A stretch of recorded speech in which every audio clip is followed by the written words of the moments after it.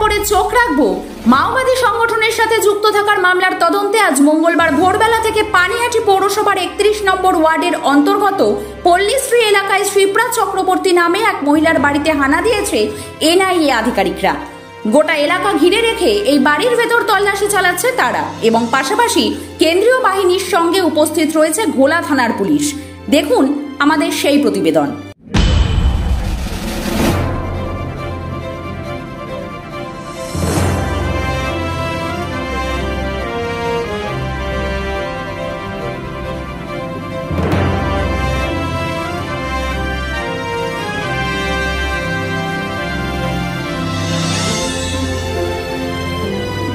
এবার দেখার বিষয় কতক্ষণ চলে এই তদন্ত আর সেখান থেকে কি উদ্ধার করে তদন্তকারীরা, সেদিকেই তাকিয়ে এখন মানুষ।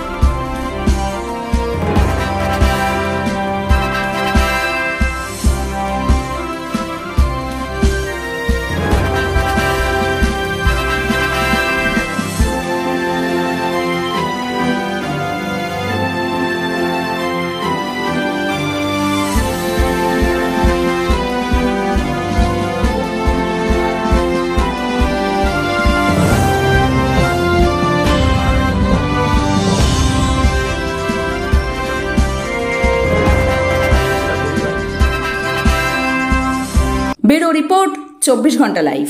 আজ খুঁজছেন? বিভিন্ন জেলা ও রাজ্যে নেওয়া হচ্ছে প্রচুর লোক। সিকিউরিটি গার্ড, সিকিউরিটি সুপারভাইজার ও হাউসকিপিং এ চলছে নিয়োগ।